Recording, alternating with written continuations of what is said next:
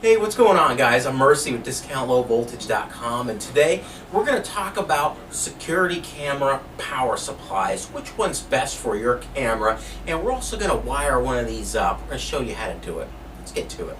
Okay, so we have a few different power supplies here. We have the small 12 volt, we have the larger 24 volt, and we have the master distribution unit. We'll crack this open here in a sec. We have a couple cameras.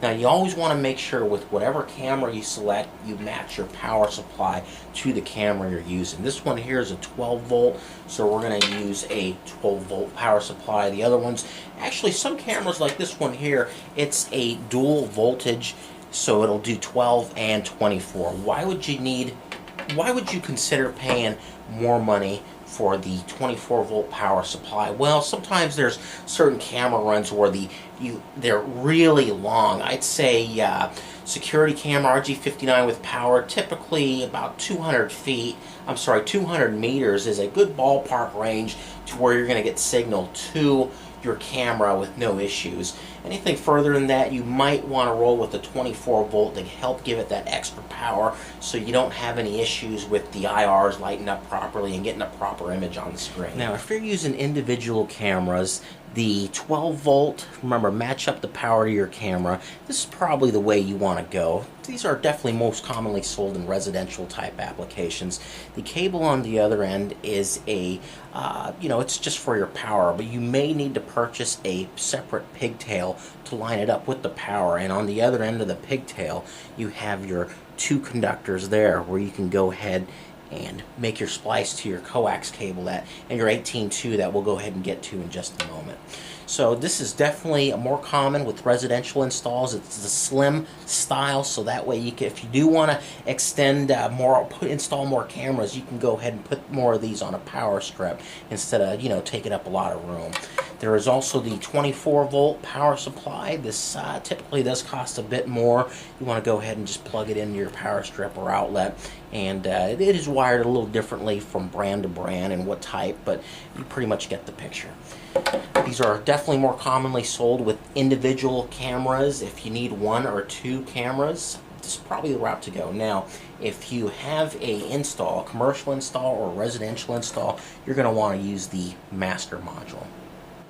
Alright, so let's get a better look at the power supply. This is a master power supply.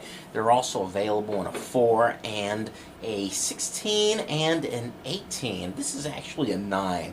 Now, some of the things you might want to look for is, for example, the knockouts. This one here, we got 3 on the top. You also have them on the side. Got here on the bottom. And you also actually have it in the middle of the unit right behind, so you knock that out and run your power cable in through the drywall. Now, as we open it up, inside of it, you've got your fuses there.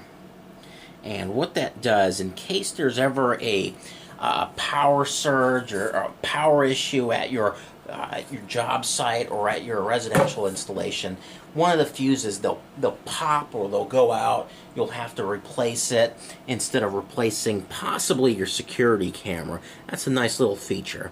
And we got the screw terminals there. You got your positive and you got your negative here. You can tell the negative right underneath the wire there. Okay, guys, so we're going to talk about the power cable for security cameras. Now, there's a couple of different ways to go about it. We have the Siamese cable, which is the RG59 with the 18.2 attached to it. Now, this is very popular, and you're going to want to use this when you have the option of having your power supply next to your DVR. Now, sometimes with certain DVRs that are rack mountable, some of these installs you're going to want to lock them down in a telecommunication closet on a rack, and you might lock it down somewhere else that's kind of hidden so nobody can mess with the footage that's recorded. You might need to run your power separately. Now, if you go that route, you're going to want to use what's commonly installed is the 18.2 just by itself. Run that for your power to a separate location. You're going to run a separate RG59 cable for your signal back to the DVR. So you're going to have two separate cables, two separate home runs for that type of installation, that type of setup. But This is basically it. Now don't forget to check out our YouTube channel for how-tos on terminating coaxial cable. Now let's get back to the product.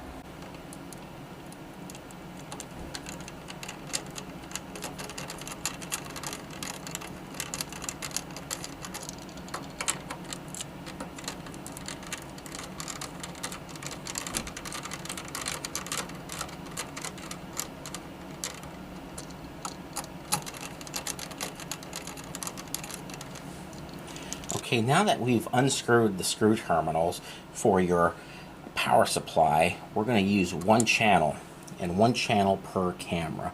We have our cable, our 18-2.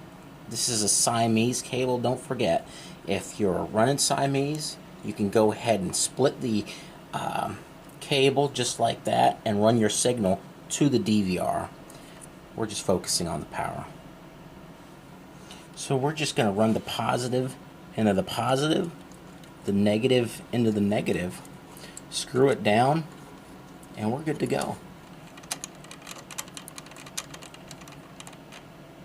Okay, so let's go over what we just went over. Match the camera power needs to correct power supply.